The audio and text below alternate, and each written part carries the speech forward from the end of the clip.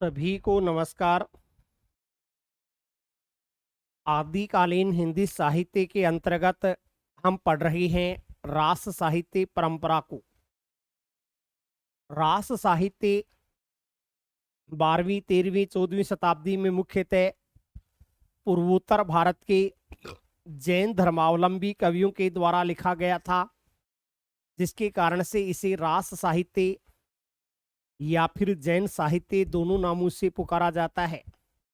इसमें जैन धर्म के सिद्धांतों का प्रचार प्रसार किया गया है। जैन धर्म से संबंधित लोगों को ही चरित्र नायक बनाया गया है। जैन पुराण इस साहित्य की रचनाओं का मुख्य उपजीव्य ग्रंथ माना जाता है। धर्म तत्व का निरूपण करना, धर्म की स्थापना करना इस साहित्य की रचनाओं के लेखन का प्रमुख उद्देश्य माना गया है। रास साहित्य की रचनाओं के अंत में ज्यादातर कहीं रास शब्द लिखा हुआ मिलता है, कहीं चरित्र, कहीं आचार, तो कहीं फागु शब्द लिखा हुआ मिलता है। जो आचार वाली रचनाएं हैं उनमें उपदेश परक बातें लिखी गई हैं, तो अन्य रास फागु चरित्र में सामान्य कथाओं को लिखा गया है। ऐसी विशेषताएं हमने इसमें लिखी थी। अब इसी कड़ी में आगे बढ़ेंगे। वो लिखना है रास साहित्य की प्रमुख रचनाएं।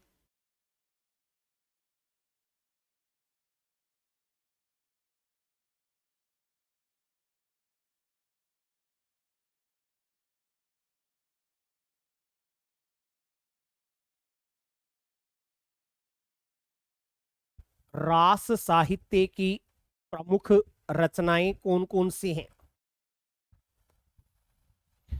इनको आप 3 कॉलम के हिसाब से बना करके लिखते रहेंगी। पहला कॉलम है क्रम संख्या, दूसरा है रचना का नाम, तीसरा है रचनाकार का नाम।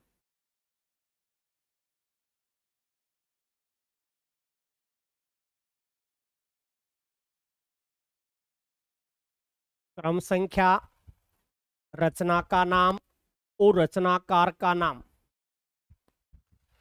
चलिए सबसे पहली रचना लेते हैं। भारतेश्वर बाहुबली रास।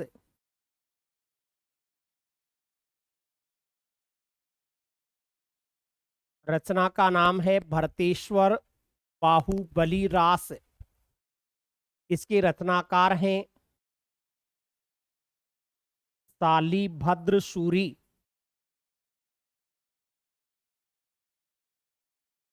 ये शालीभद्र सूरी की रचना है। इसके ऊपर कुछ विशेष तथ्य। भरतेश्वर बाहुबली रचना से संबंधित कुछ विशेष जानकारियां।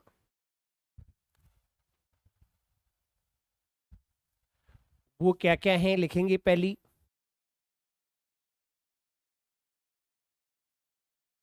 मुनि जिनी विजय।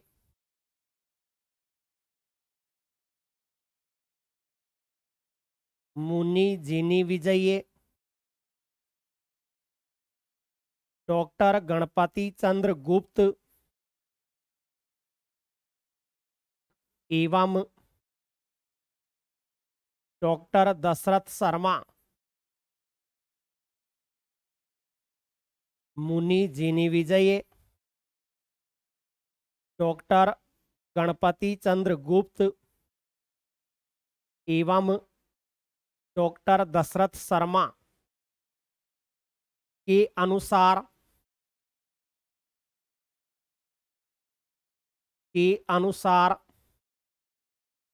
यह रचना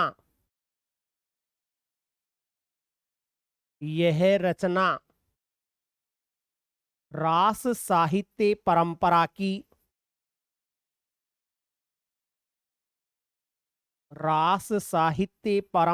की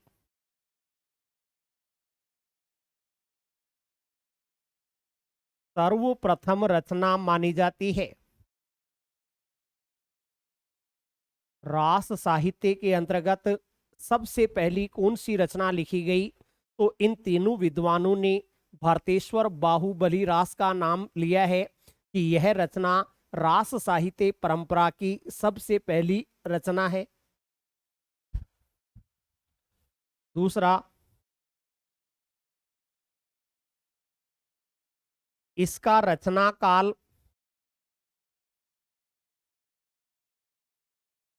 1184 ईस्वी लगभग निर्धारित किया जाता है।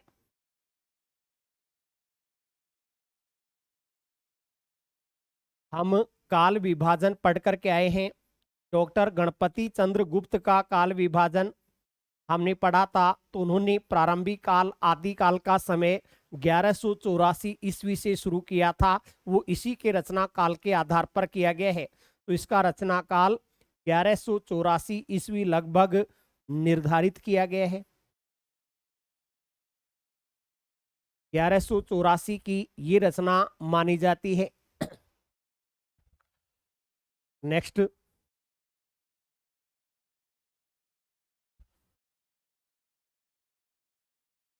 लिखेंगी इस रचना में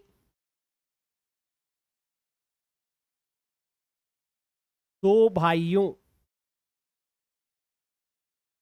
भाई कौन कौन हैं? अयोध्या के राजा भरतेश्वर,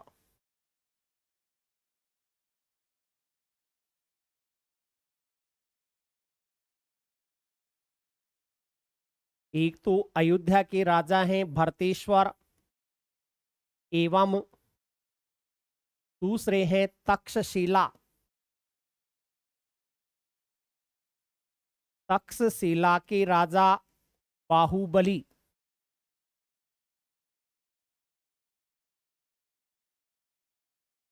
एक तो है अयोध्या के राजा भरतेश्वर, दूसरा भाई है तक्षशिला का राजा है बाहुबली। इन दोनों की, बाहुबली की युद्ध वीरता का वर्णन किया गया है।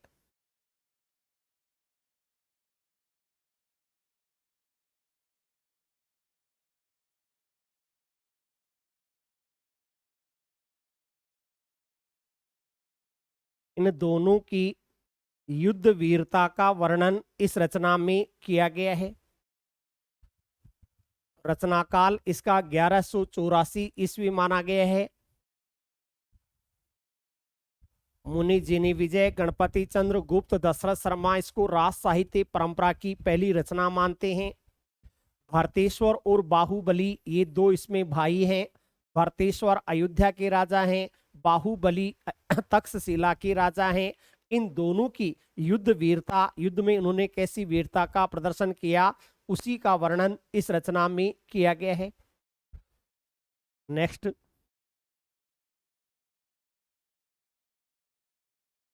लघु खंड काव्य श्रेणी की इस रचना में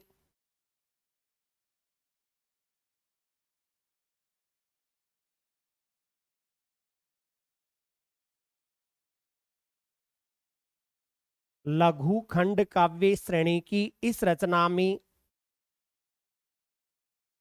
कुल 205 पद लिखे गए हैं।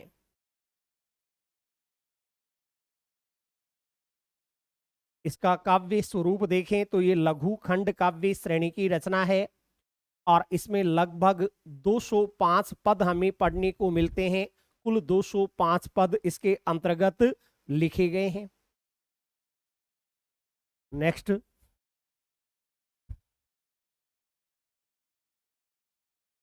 इस रचना में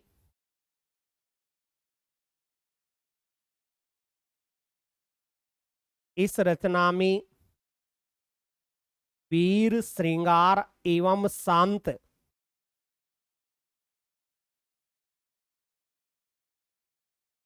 वीर श्रृंगार एवं शांत इन तीनों रसों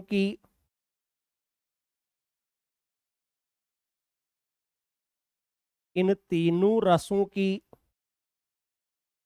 प्रधानता मानी जाती है।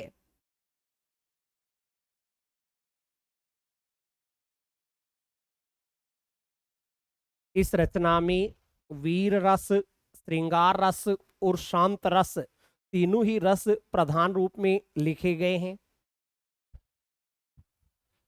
नेक्स्ट एक को लिख लेंगे। देखिए, जहां पर युद्ध वीरता है वहां वीर रस हो जाएगा, इनके विवाह आदि का वर्णन है वहां श्रृंगार रस हो जाता है। फिर ये जैन धर्म में दीक्षित होते हैं तो वहां शांत रस की प्रधानता भी हो जाती है।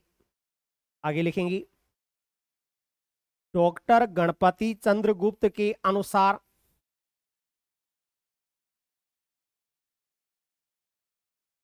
डॉक्टर गणपति चंद्रगुप्त के अनुसार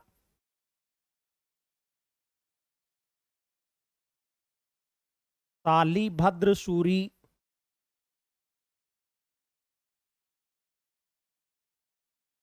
शालीभद्र सूरी हिंदी के सर्वप्रथम कवि भी माने गए हैं।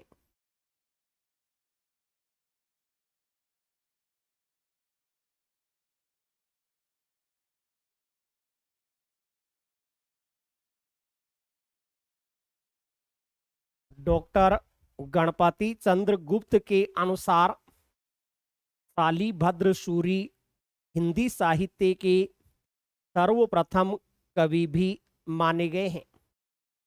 तो ये सबसे पहली रचना है भरतेश्वर बाहुबली रास, जो कि शालीभद्र सूरी के द्वारा 1184 ईस्वी में लिखी गई थी। अब दूसरी रचना पंच पांडव चरितरास।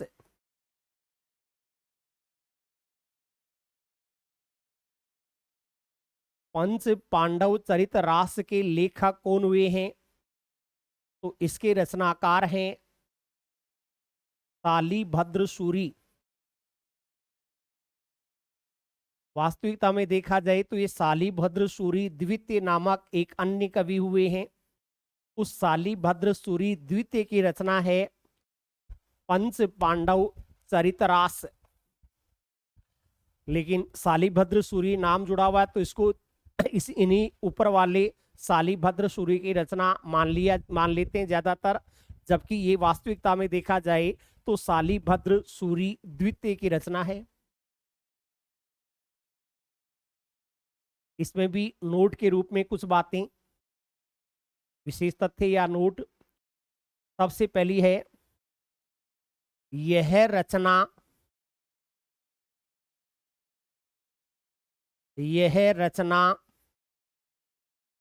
रास साहित्य परंपरा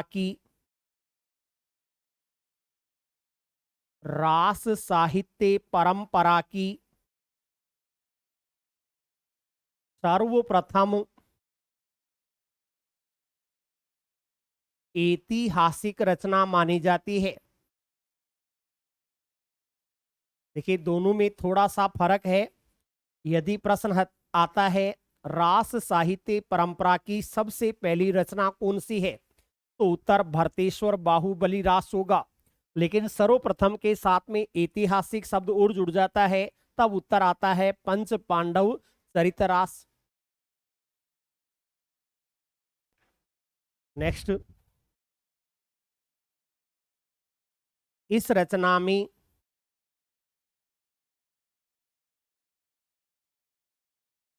महाभारत युद्ध की कथा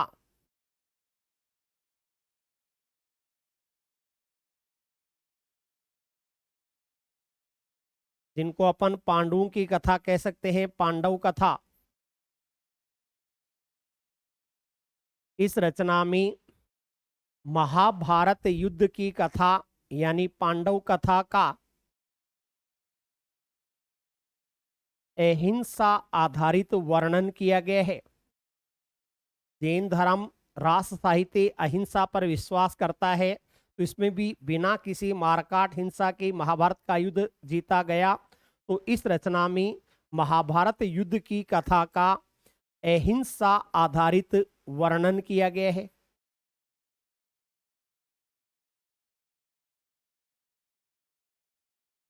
शालिभद्र सूरी ने इसमें लिखा है कि महाभारत का युद्ध पांडवों ने बिना किसी हिंसा के ही जीत लिया था। नेक्स्ट, इसका रचना काल, इसका रचना काल 1350 ईस्वी निर्धारित किया गया है।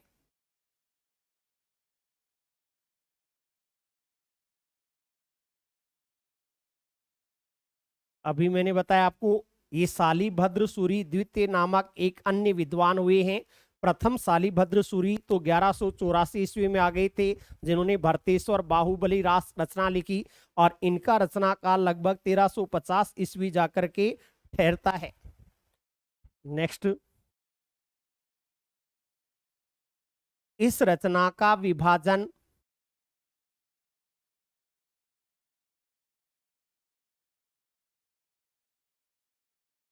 इस रचना का विभाजन 15 सर्गों में किया गया है।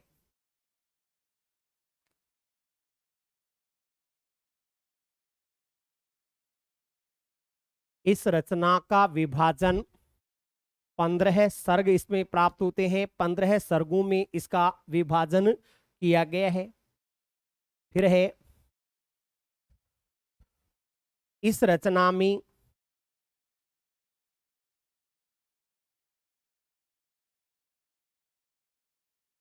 राजस्थानी एवं अपभ्रंश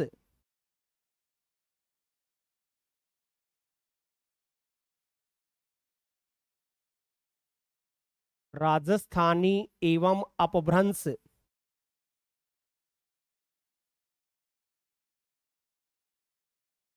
दोनों भाषाओं का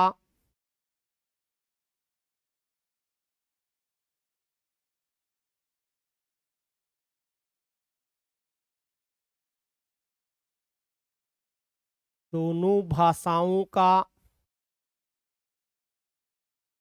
सम्मिलित प्रयोग किया गया है।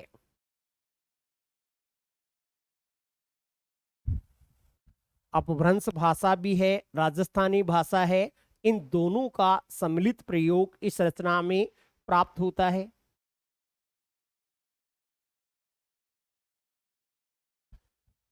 इसके बाद में तीसरी रचना पर हम बढ़ते हैं।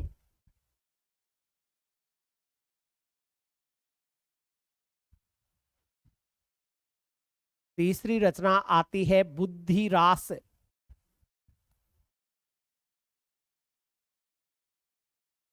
रचना का नाम है बुद्धिरास। इसके रचनाकार भी शालिभद्र सूरी माने गए हैं। तो शुरू वाली शालिभद्र सूरी प्रथम के नाम से हम जानते हैं, उनकी रचना लगभग ये मानते हैं। उसका तथ्य मिलता है, एक ही वो लिख लेंगे।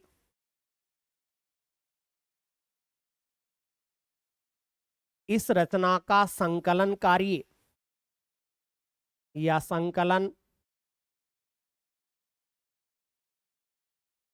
शालिभद्र सूरी के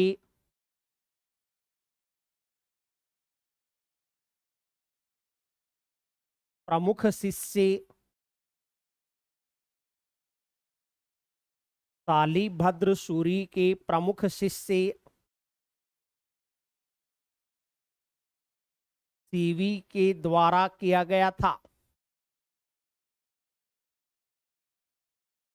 शालिभद्र सूरी के तो इसमें पद हैं, और उनके संकलन करता है वो सीवी माने जाते हैं। सीवी के द्वारा इस रचना के पदों का संकलन कार्य किया गया था। इसके बाद में अगली रचना के रूप में लिखेंगे चंदन बालारास। रचना का नाम है चंदन बालारास। इसके रचनाकार हैं कवि आसगु।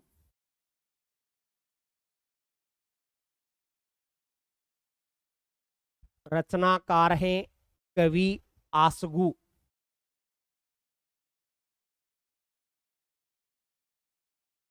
क्या लिखा है इसमें लिखेंगी। पहला पॉइंट है, इस रचना में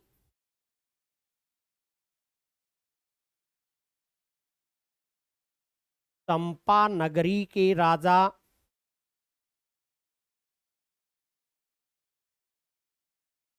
चंपा नगरी के राजा हैं दधिवाहन।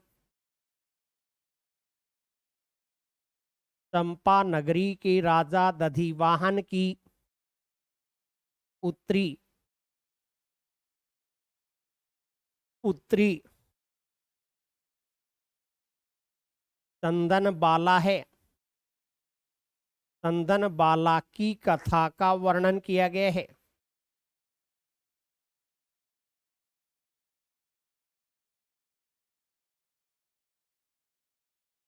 चंपा नगरी का राजा है दधिवाहन, उसकी राजकुमारी है चंदन बाला। उसी चंदन बाला की कथा इस रचना में लिखी गई है। उसी के आधार पर इसका नाम है वो चंदन बाला रास रखा गया है। लिखेंगी।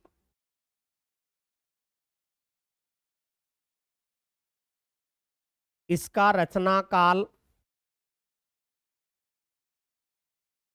1200 ईस्वी लगभग निर्धारित किया जाता है।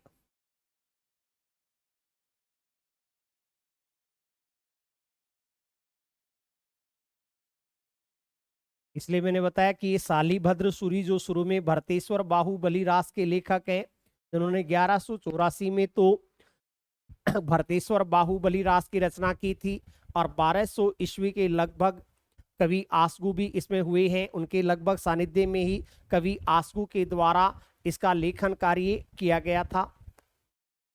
उन्हीं के समकालीन कवि हैं आसगु। फिर इसका रचना स्थान, किस स्थान पर इसकी रचना की गई, तो उसका उत्तर है जालोर। कवि आसगु ने जालोर में रह करके इस रचना को लिखा था। कवि आसगु जालोर में रह करके इस रचना को लिखने वाले हैं। नेक्स्ट, इस रचना में करुण रस की प्रधानता मानी जाती है।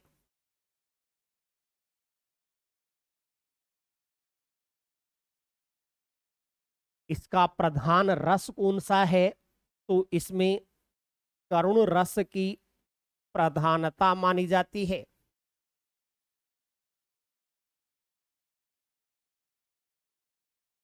पूरी रचना में करुण रस की प्रधानता हमें प्राप्त होती है। नेक्स्ट,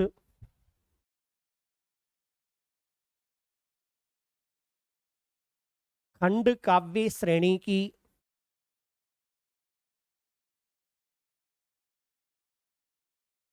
इस रचना के वर्तमान में लगभग 35 पद ही प्राप्त होते हैं।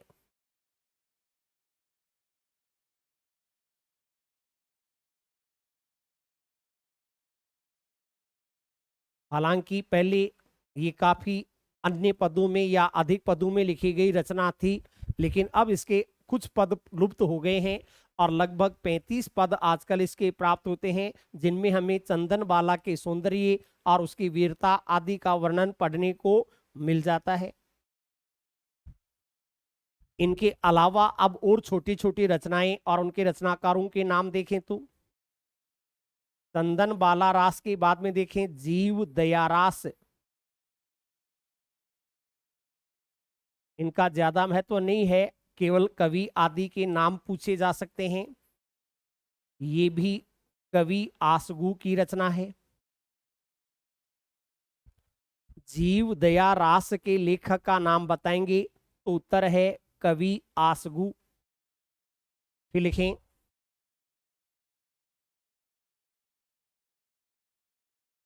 रचना है स्थूली भद्र रास।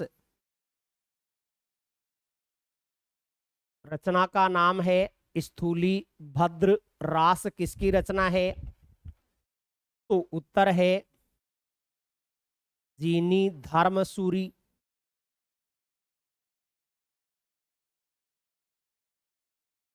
स्थूली भद्र रास के रचनाकार का नाम बताएं तो उत्तर हो जाएगा जीनी धर्मसूरी। फिर लिखेंगी रेवंत गिरिरास।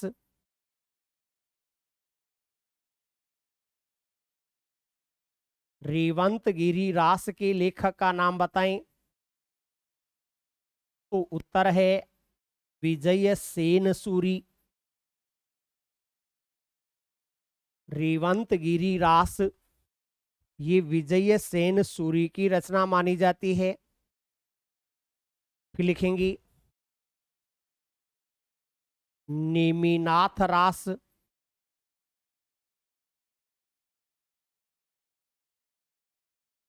नेमिनाथ रास के लेखक का नाम बताएंगी तो उत्तर है सुमति गुणी।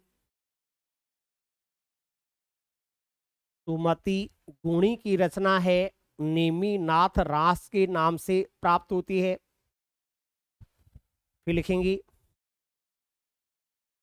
गौतम स्वामी रास।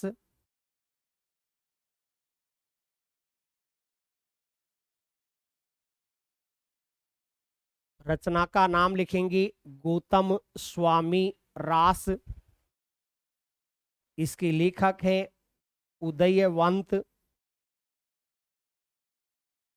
या इन्हीं का दूसरा नाम मिलता है विजय भद्र। गौतम स्वामी रास के लेखक का नाम बताएंगे तो कवि उदयवंत या विजय भद्र माने जाते हैं। चलिए अगली रचना के रूप में लिखेंगे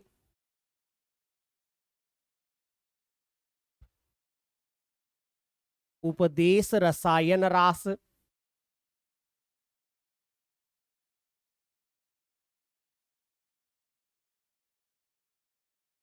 उपदेश रसायन रास के लेखक का नाम बताएंगे तो उत्तर है जीनी दत्त सूरी। जीनी दत्त सूरी की रचना है उपदेश रसायन रास। अगली रचना के रूप में लिखेंगे कच्छूली रास।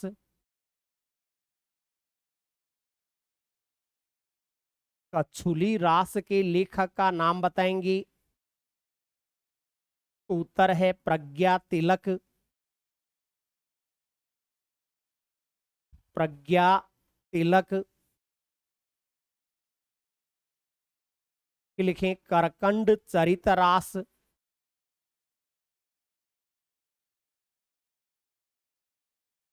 करकंड चरित रास की रचना है कनकाम रचनाकार हैं कनकामर मुनि। करकंड चरित रास के लेखक का नाम बताएंगे तो उत्तर आता है कनकामर मुनि। इसी साहित्य परंपरा में रास साहित्य में अगली रचना के रूप में लिखेंगे। रचना का नाम अपने पास में आता है कुमार पाल प्रतिबोध। ये जीके में भी कई बार ऐसी रचनाएं पूछ ली जाती हैं। कुमार पाल प्रतिबोध रचना के लेखक कौन हैं? तो उत्तर है सोम प्रभ सूरी।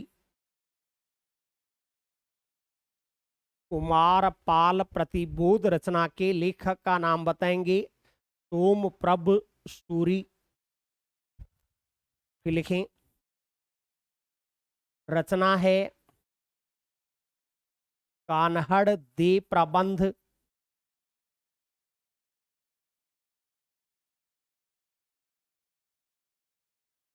कान्हड़ दे प्रबंध की रचना कौन के रचनाकार कौन है? तो उत्तर है पद्मनाभ। पद्मनाभ नामक जैन कवि कानड़ दे प्रबंध के रचनाकार माने जाते हैं। चलिए, रचना है अगली, प्रबंध चिंतामणि। इसी जैन आचार्यों के कवियों में आती है प्रबंध चिंतामणि। इसकी लेखक हैं आचार्य मेरुतुंग।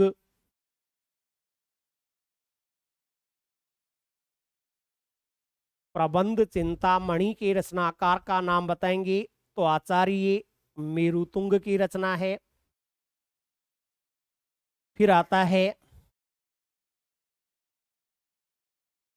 भरतेश्वर बाहुबली घोर रास।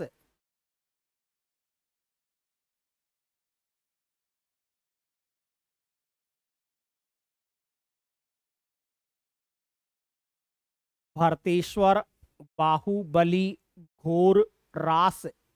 देखिए, एक तो अभी हमने शुरू में पढ़ी थी भरतेश्वर बाहुबली रास, उसके रचनाकार तो कौन माने जाते हैं? शालिभद्र सूरी। शालिभद्र सूरी की रचना है भरतेश्वर बाहुबली रास। लेकिन एक घोर शब्द साथ में और जुड़ जाता है, तब उसके रचनाकार का नाम क्या होगा? तो उत्तर है वज्रसेन सूरी।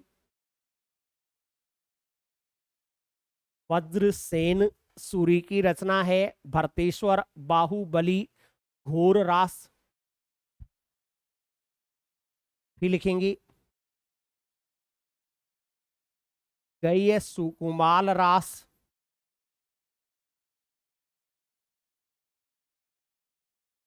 इसमें कहीं रे भी लिखा हुआ मिलता है। मुख्य नाम है गई सुकुमाल रास। के लेखक का नाम बताएंगे तो उत्तर है आचार्य देलहण। देलहण कवि, जिनका वास्तविक या मूल नाम देवेंद्र नाथ भी माना जाता है, देवेंद्र कुमार, उस देवेंद्र सूरी की रचना या देवेंद्र जीनी की रचना है जो देलहण के नाम से प्रसिद्ध हुए हैं। रचना है गए सुकुमाल रास के नाम से। चलिए, एक रचना है आबू रास।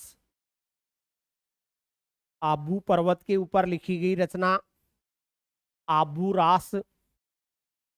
इसके लेखक है पलहण।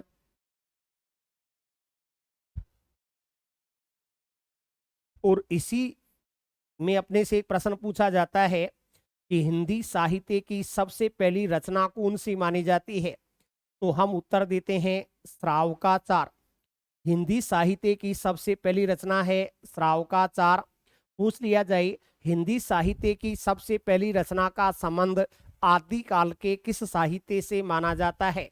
तो इसमें भी जैन धर्म के सिद्धांतों का वर्णन है, तो इसको हम रास साहित्य परंपरा में स्थान दे सकते हैं। श्रावकाचार रास साहित्य जैन साहित्य की रचना है और इसके लेखक कौन है? आचार्य देवसेन।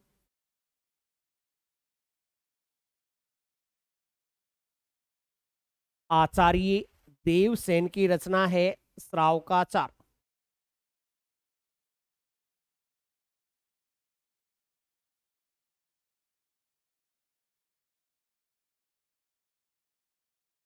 ये आदिकालीन साहित्य का दूसरा रूप रास साहित्य के रूप में आ गया।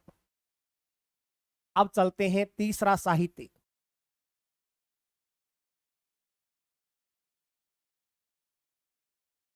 तीसरा साहित्य आता है सिद्ध साहित्य या बौद्ध साहित्य।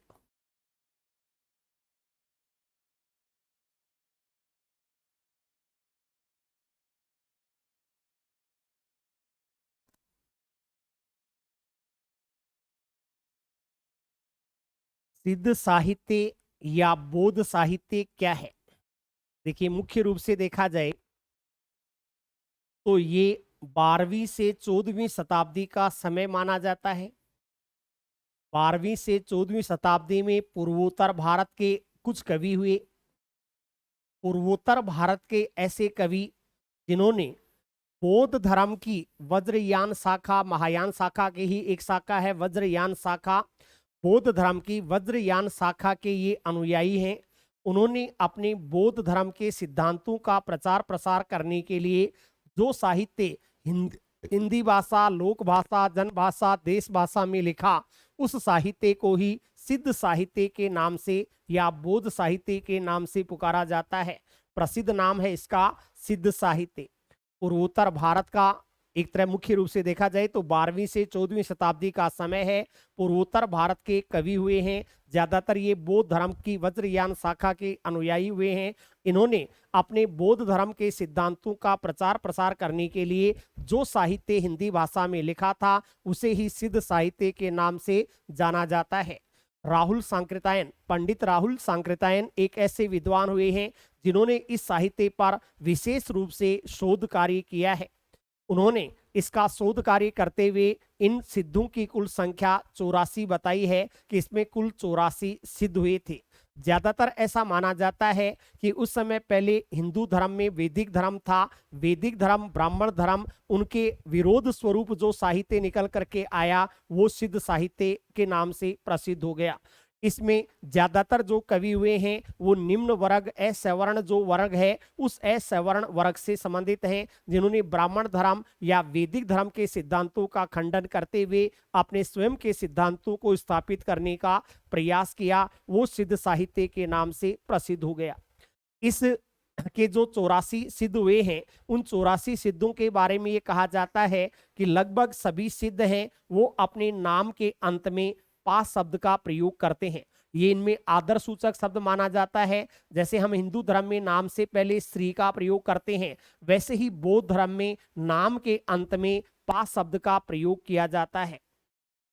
ये पा यहाँ आदर सूचक शब्द माना जाता है। इस आदर सूचक शब्द का सरहप्पा, लुईपा, कन्हप्पा ऐसे शब्द हैं वो इसके अंतर्गत हमें पढ़ने को मिलते हैं। कवि सरहप्पा को राहुल सांकृत्यायन ने हिंदी का पहला कवि भी माना है और राहुल सांकृत्यायन के साथ साथ सर्वमान्य रूप में भी सरहप्पा सरहपाद हैं वो हिंदी के सर्वप्रथम कवि माने गए हैं। इन्होंने जो भाषा लिखी है उस भाषा को संध्या भाषा के नाम से भी पुकारा जाता है। मुनि अद्वैय वज्र जैसे विद्वान हुए हैं वो इनकी भाषा को संध्या भाषा या संध्या भाषा कहकर के पुकारते हैं, जिसका अर्थ होता है कुछ स्पष्ट या कुछ अस्पष्ट। यानी इन्होंने जो बातें लिखी हैं वो कुछ स्पष्टता के रूप में समझ में आ जाते हैं तो कुछ बातों का हमें कोई भाव समझ में ही नहीं आता है। ऐसा साहित्य है ये सिद्ध साहित्य। इन सिद्धों में सबसे बड़ी एक दुष्प्रवृत्ति देखने को मिलती है वो है पंच मकार की दुष्प्रवृत्ति। पंच मकार में मांस, मछली, मदिरा, मुद्रा, मैथुन जो मैं से शुरू होने वाली 5 चीजें हैं ये इनका ज्यादा प्रयोग करते थे, तो वो इसमें पंच मकार की दुष्प्रवृत्ति है वो सबसे बड़ा इसका दोष माना जाता है। इस दुष्प्रवृत्ति से बचने के लिए कुछ सिद्ध इससे अलग हटते गए और सिद्ध साहित्य का ही विकसित रूप आगे चल करके नाथ साहित्य के रूप में हमें प्राप्त होता है। पहले सिद्ध साहित्य का विकसित रूप आया नाथ साहित्य, और नाथ साहित्य ही फिर आगे चल करके भक्ति काल में कबीर के संत साहित्य के रूप में प्रसिद्ध हो गया। ऐसा इस साहित्य के रूप में माना जाता है। तो क्या क्या चीजें हैं इसके अंतर्गत उसी को अपन पढ़ते हैं। सिद्ध साहित्य, बौद्ध साहित्य, इसके कवि, इसकी विशेषताएं क्या है। लिखें पहला,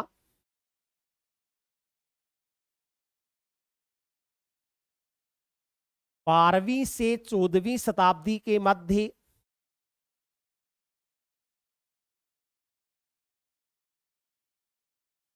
12वीं से 14वीं शताब्दी के मध्य पूर्वोत्तर भारत के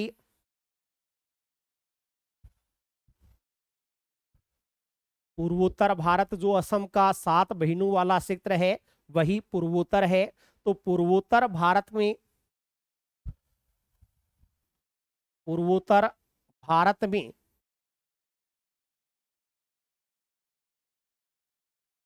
बौद्ध धर्म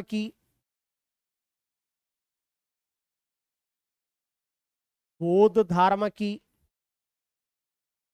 वज्रयान शाखा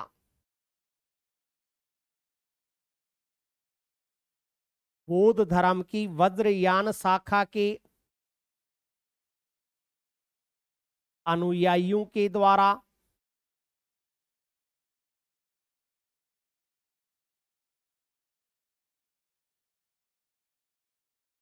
बौद्ध धर्म की वज्रयान शाखा के अनुयायियों के द्वारा अपने बौद्ध धर्म के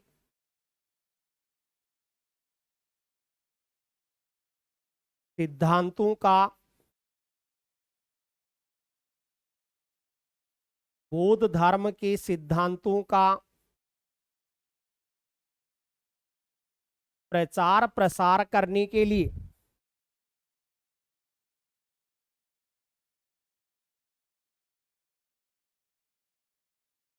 प्रचार प्रसार करने के लिए जो साहित्य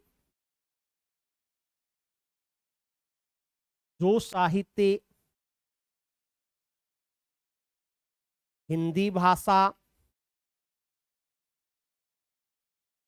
लोक भाषा हिंदी भाषा लोक भाषा जनभाषा देश भाषा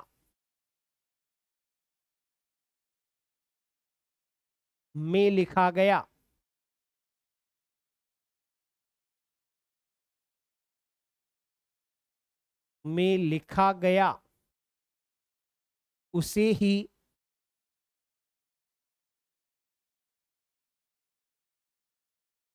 उसे ही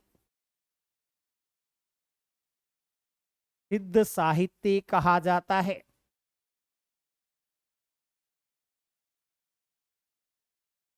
ये इसकी परिभाषा के रूप में आता है। 12वीं से 14वीं शताब्दी के बीच का समय है। पूर्वोत्तर भारत है। पूर्वोत्तर भारत में बौद्ध धर्म की वज्रयान शाखा के अनुयायी हैं। उन्होंने बौद्ध धर्म के सिद्धांतों का प्रचार प्रसार करने के लिए जो साहित्य हिंदी भाषा में लिखा था उसे ही सिद्ध साहित्य के नाम से पुकारा जाता है। नेक्स्ट,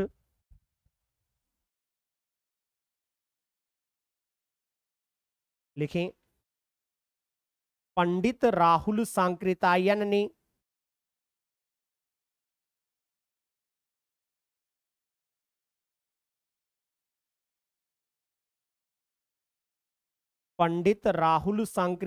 ने इस साहित्य पर विशेष शोध कार्य किया है।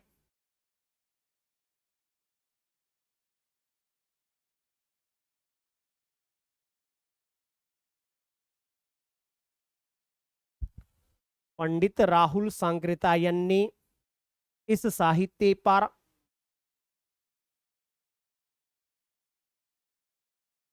विशेष शोध कार्य किया है। नेक्स्ट,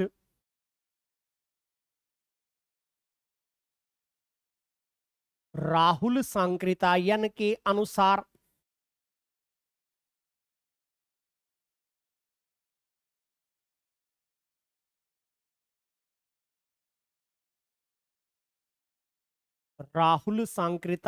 के अनुसार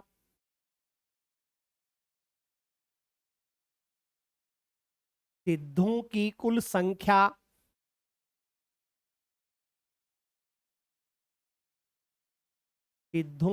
कुल संख्या 84 मानी गई है।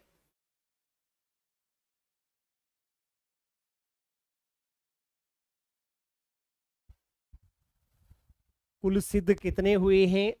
84 हुए हैं। नेक्स्ट, ये सभी सिद्ध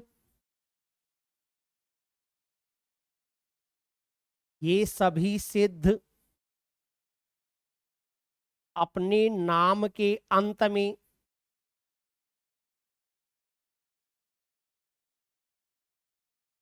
अपने नाम के अंत में आदर सूचक पास शब्द का प्रयोग करते हैं।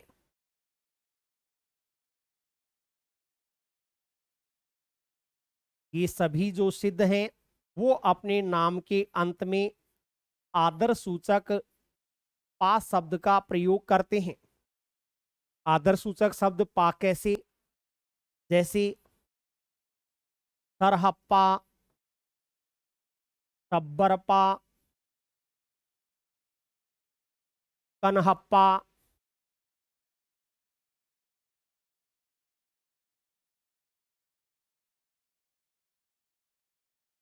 टोम्भीपा इत्यादि। ऐसे आप इनके सब देखेंगे तो जितने भी ये 84 सिद्ध हैं वो अपने नाम के अंत में आदर सूचक शब्द का प्रयोग करते हैं। नेक्स्ट, बिहार के नालंदा एवं तक्षशिला विश्वविद्यालय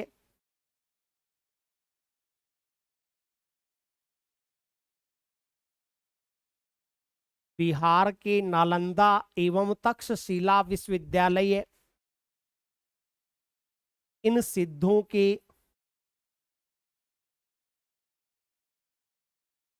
आरंभिक प्रमुख केंद्र माने गए हैं। शुरू शुरू में इनकी एक तरह से इनका आगमन या प्रादुर्भाव यहीं से हुआ था, तो सिद्धों के आरंभिक प्रमुख केंद्र माने गए हैं।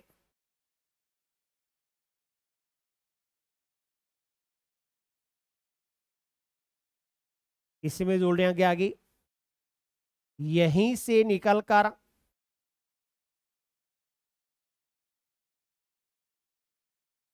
यहीं से निकलकर इनका प्रसार, प्रसार यानी फैलाव,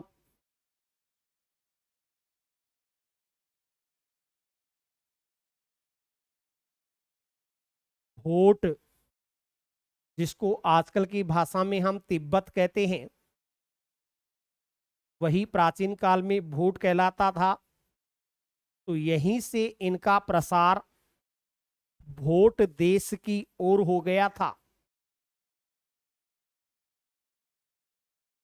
आज बौद्ध धर्म सबसे ज्यादा तिब्बत के क्षेत्र में ही विकसित है, पल्लवित हो रहा है। तो यहीं से निकल करके ये भोट देश की ओर चले गए थे जहां इनका प्रचार प्रसार हुआ था। नेक्स्ट,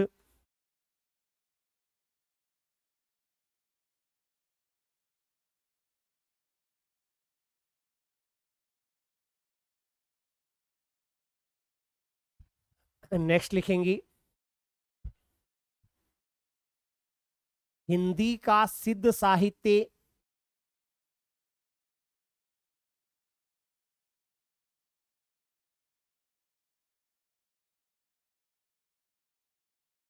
हिंदी का सिद्ध साहित्य मूलतः है वैदिक धर्म, या कोष्टक में आप लिख सकते हैं ब्राह्मण धर्म, ब्राह्मणों के जो सिद्धांत हैं, वैदिक धर्म की प्रतिक्रिया स्वरूप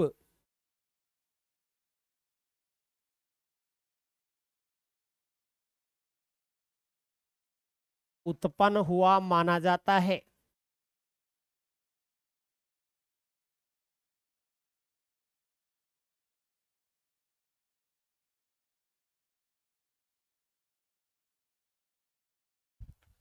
उस समय के जो असवर्ण या निम्न वर्ग के कुछ ऐसे विद्वान हुए जिनको उच्च वर्ण ब्राह्मण या वेदों में जो बातें कही गई थी वो बातें उनको उचित नहीं लगी, अच्छी नहीं लगी, तो उसका विरोध करने के लिए इन्होंने सिद्ध साहित्य को पैदा कर दिया, या एक तरह से वो सिद्ध मार्ग की ओर उन्मुख हो गए। हिंदू धर्म वैदिक धर्म को छोड़ करके वो इस सिद्ध धर्म बौद्ध धर्म की ओर जाने लगे। नेक्स्ट, मुनि अद्वैय वज्र,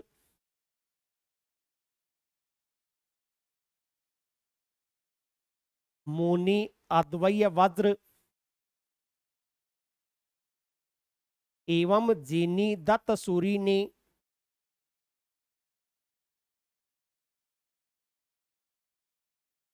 जीनी दत्त सूरी ने सिद्धों की भाषा को, सिद्धों कह दे या सिद्ध साहित्य कह दें, तो सिद्धों की भाषा को संधा ओब्लिक संध्या भाषा कहकर पुकारा है। सिद्धों की जो भाषा है उसको संधा या संध्या भाषा कहकर पुकारा है, जिसका शाब्दिक अर्थ होता है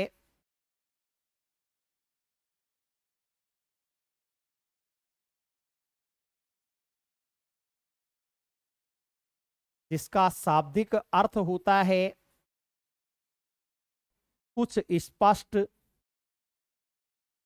एवं कुछ अस्पष्ट, कुछ स्पष्ट एवं कुछ अस्पष्ट। इनकी जो भाषा है इस सिद्ध साहित्य की भाषा को ही संध्या भाषा के नाम से जाना जाता है। संध्या भाषा का नामकरण यही क्यों किया, या ये नामकरण करने वाले विद्वान कौन हैं, तो वो है मुनि अद्वैय वज्र और जीनी दत्त सूरी। ये इसे संध्या या संध्या कहते हैं। ये शब्द है वो संध्या समय से लिया गया है। जैसे हम संध्या के समय को देखें तो कुछ कुछ सूर्य का उजाला होता है और कुछ कुछ अंधेरा सा छाने लग जाता है। उजाला यानी कुछ शब्दों में स्पष्टता है और अंधेरा यानी कुछ शब्दों में अस्पष्टता सी आ जाती है। नेक्स्ट पॉइंट लिखेंगे,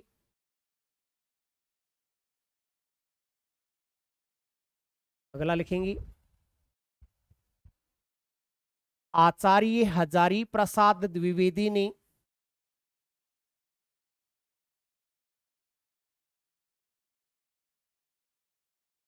आचार्य हजारी प्रसाद द्विवेदी ने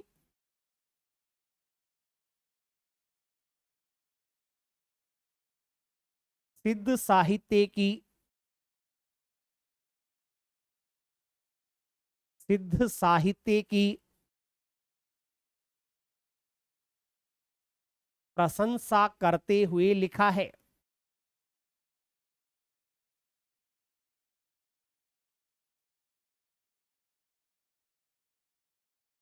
सिद्ध साहित्य की प्रशंसा में एक जगह पर इन्होंने लिखा है, क्या लिखा है,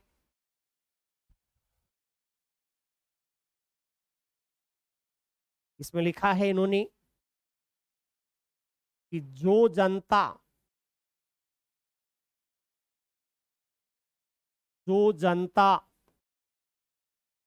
तत्कालीन नरेशों की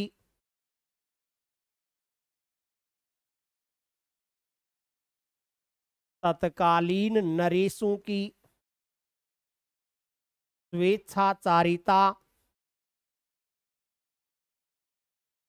स्वेच्छाचारिता पराजय एवं पतन से, जो जनता तत्कालीन नरेशों की स्वेच्छाचारिता पराजय एवं पतन से त्रस्त होकर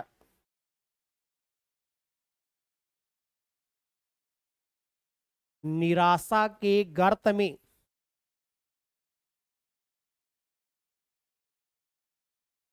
निराशा के गर्त में डूब चुकी थी।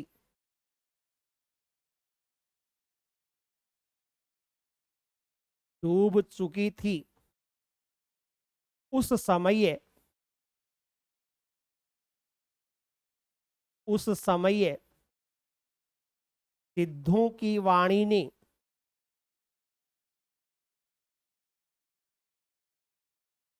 सिद्धों की वाणी ने उनके लिए,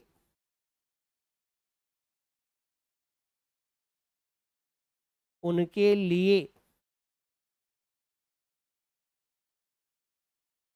संजीवनी बूटी का कार्य किया था।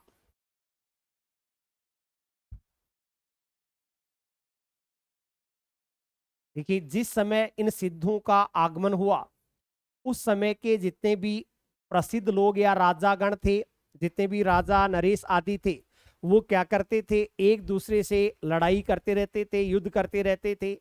उनकी स्वेच्छाचारिता जनता पर चलती रहती थी। वो जैसा चाहते थे वैसा जनता से बर्ताव करते थे।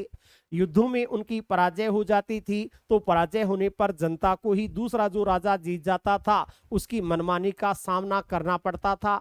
इससे जनता एक तरह से बिल्कुल निराश हो चुकी थी, निराशा के सागर में डूब चुकी थी। ऐसे समय में सिद्ध लोग निकल करके आए और उन्होंने इस जनता को जागरूक करने का कार्य किया। तो हजारी प्रसाद द्विवेदी ने लिखा है कि सिद्धू की वाणी ने उस निराश जनता के लिए एक तरह से संजीवनी बूटी का कार्य कर दिया था। वो जो निराश जनता थी, वो वापस जीवन की ओर उन्मुख होने लगी थी। नेक्स्ट पॉइंट लिखेंगी,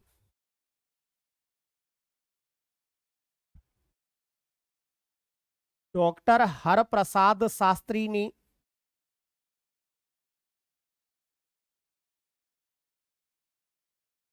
डॉक्टर हरप्रसाद शास्त्री ने सिद्ध साहित्य से संबंधित,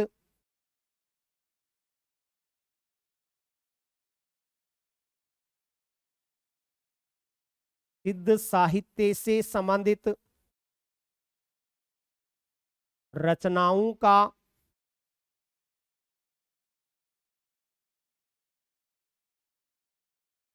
रचनाओं का एक जगह संकलन करके,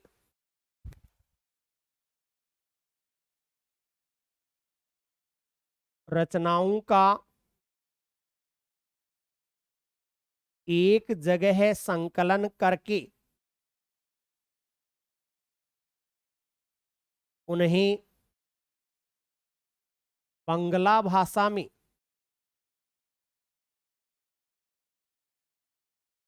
उन्हें बंगला भाषा में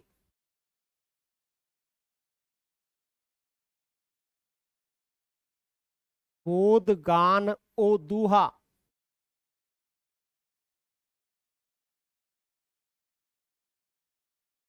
गोद गान ओ दूहा के नाम से प्रकाशित करवाया था।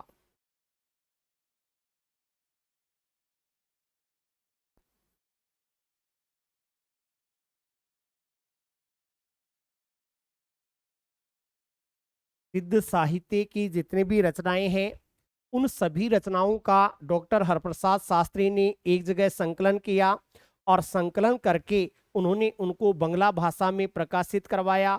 बंगला भाषा में प्रकाशित करवा करके उसका नाम रखा बोधगान ओ दूहा। इस बोधगान ओ दूहा रचना में प्रमुखतः किसके पदों का अधिक संकलन किया गया है, तो इसमें लिख लेंगी,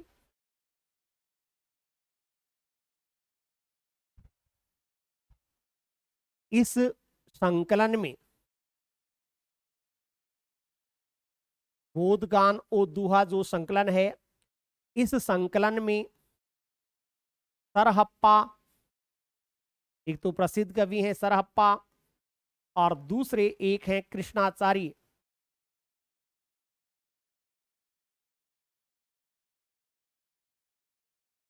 द्वारा रचित पदों को,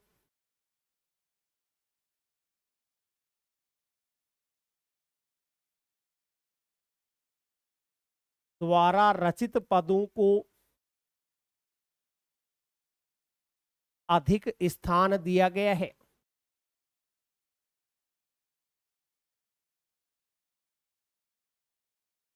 सरहप्पा और कृष्णाचार्य ने जो पद लिखे उनको इस बोधगान और दोहा में अधिक शामिल किया गया है। कभी पूछ लिया जाए इस बोधगान और दोहा का प्रकाशन कब हुआ था, तो उसका उत्तर है 1971 ईस्वी में हरप्रसाद शास्त्री ने बंगला भाषा में ये बोधगान और दोहा रचना को प्रकाशित करवाया था। 1900 सॉरी उल्टा लिख दिया गया है, ये 1971 नहीं 1917 मानना है। 1917 ईस्वी में इसका संपादन करवाया गया था। अब इसमें और क्या विशेषता है, किस रूप में ये पद आते हैं, तो लिखेंगी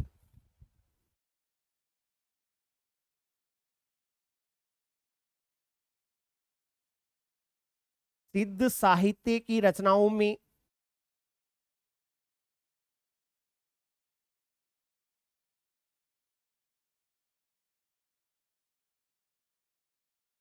सिद्ध साहित्य की रचनाओं में लिखे गए पदों को, ज्यादातर ये ईश्वर भक्ति आदि के रूप में कुछ पद लिखते हैं, तो सिद्ध साहित्य की रचनाओं में लिखे गए पदों को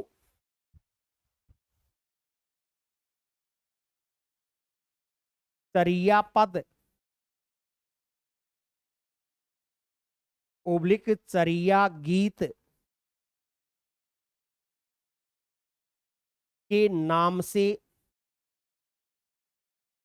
अधिक प्रसिद्धि प्राप्त हुई है। इस साहित्य के जो कवि हुए हैं उन्होंने भी ज्यादातर चर्या पद के नाम से रचनाएं लिखी हैं, तो इस साहित्य की रचनाओं में लिखे गए पदों को चर्या पद या चर्या गीत के नाम से अधिक प्रसिद्धि प्राप्त हुई है।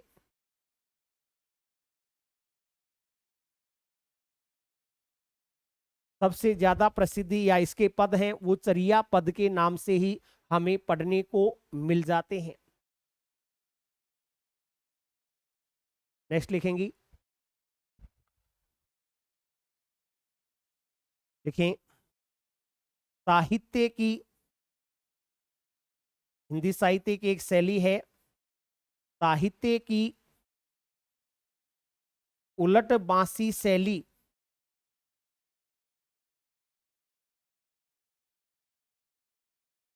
का सर्वप्रथम प्रयोग साहित्य की उलट बांसी शैली का सर्वप्रथम प्रयोग सिद्ध साहित्य में ही देखने को मिलता है।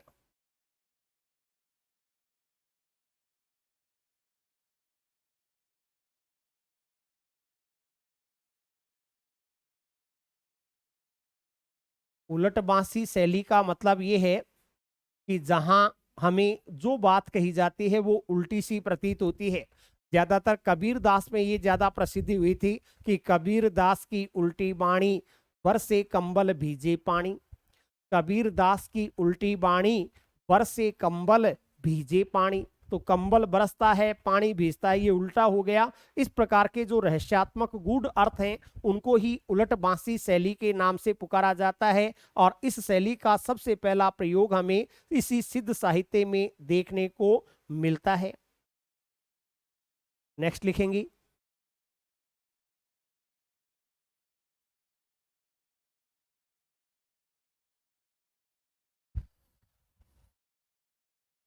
लिखेंगी 84 सिद्धों में से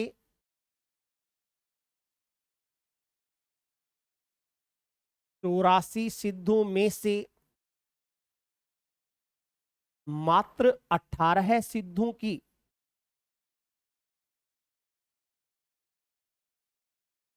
मात्र 18 सिद्धों की रचनाएं ही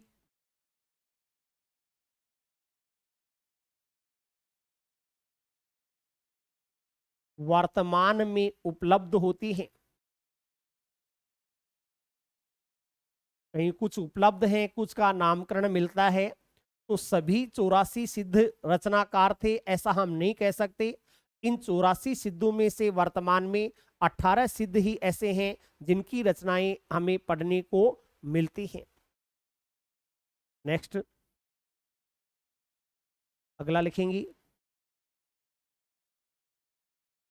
सिद्ध साहित्य की रचनाओं का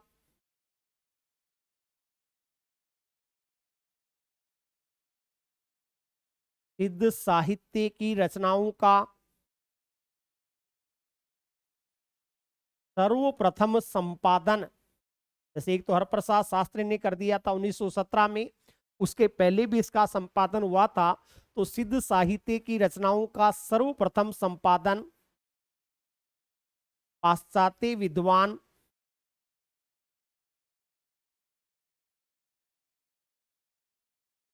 बेंडल के द्वारा किया गया था।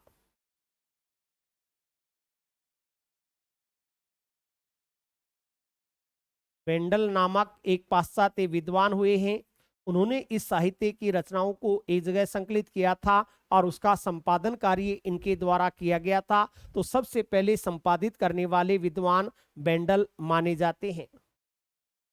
ये कुछ सामान्य बातें इस साहित्य की हमें पढ़ने को मिल जाती हैं। अब इसी में आगे और बढ़ते हैं। ये तो इसकी सामान्य तथ्यात्मक जानकारियां हो गई, सिद्ध साहित्य वास्तव में क्या है। अब अगली प्रमुख चीज लेते हैं, सिद्ध साहित्य की प्रमुख विशेषताएं।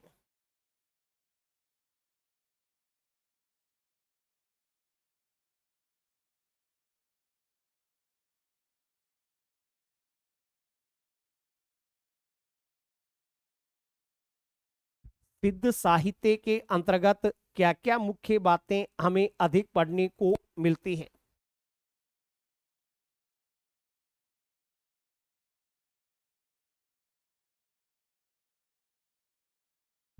लिखें सबसे पहली बात,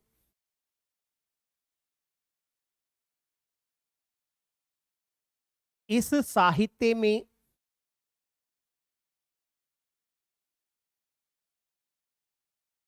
तंत्र साधना पर अधिक बल दिया गया है।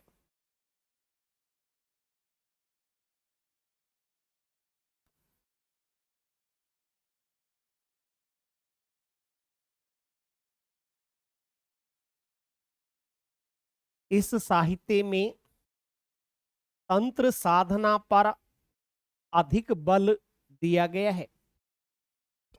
देखिए ज्यादातर कोई भी साधना करते हैं, हमारे वैदिक धर्म के जो लोग हैं वो तो मंत्रों के ऊपर अधिक बल देते हैं। ये सिद्ध साहित्य है वो तांत्रिक विद्या पर, तंत्रों पर अधिक बल देता है। तो कुछ लोग ऐसे हैं जो यांत्रिक विद्या पर, यंत्र आदि पर अधिक बल देते हैं। तो यहां पूछा जाए कि सिद्ध साहित्य किस पर ज्यादा बल देता है, तो इसमें तांत्रिक विद्या पर अधिक बल दिया गया है, मंत्र और यंत्र पर नहीं। तंत्र विद्या इसकी मुख्य विद्या मानी जाती है। नेक्स्ट, इस साहित्य में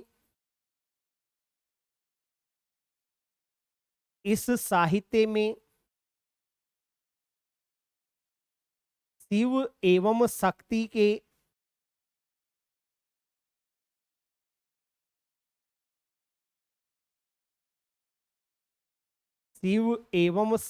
के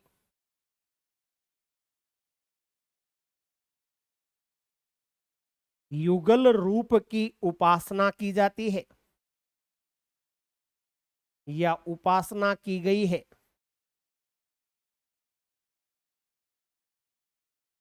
शिव शक्ति का युगल रूप कौन सा है? बहुत कुछ फोटोज में आपने देखा होगा कि एक फोटो भगवान शिव का होता है जिसमें आधा भगवान शिव का रूप होता है और आधा पार्वती का रूप दिखा दिया जाता है, वही है शिव शक्ति का युगल रूप। तो इसमें शिव और शक्ति उन दोनों के युगल रूप की उपासना की गई है। नेक्स्ट,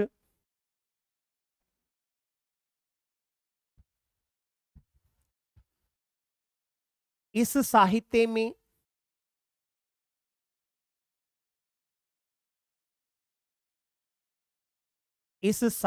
में वैदिक धर्म के विचारों का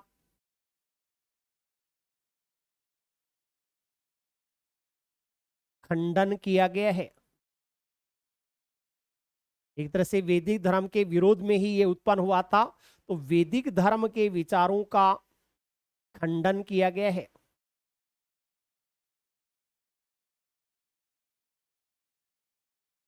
नेक्स्ट, इस साहित्य में वर्ण व्यवस्था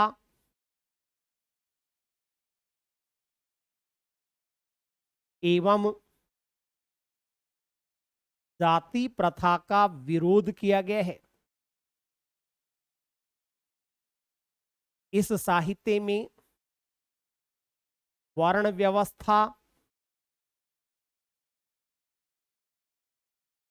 एवं जाति प्रथा का विरोध किया गया है। ब्राह्मण, क्षत्रिय, वैश्य, शूद्र, ये जो वर्ण व्यवस्था पहले की बनाई हुई थी, या फिर इसका आगे चल करके जातियों में विभाजन हो गया, तो उस वर्ण व्यवस्था, जाति प्रथा का विरोध इस साहित्य में देखने को मिलता है। नेक्स्ट लिखेंगे, इन 84 सिद्धों में 84 जो सिद्ध हुए हैं उनमें से अधिकतर में, सभी में तो नहीं थी, लेकिन इन 84 सिद्धों में पंच मकार की दुष्प्रवृत्ति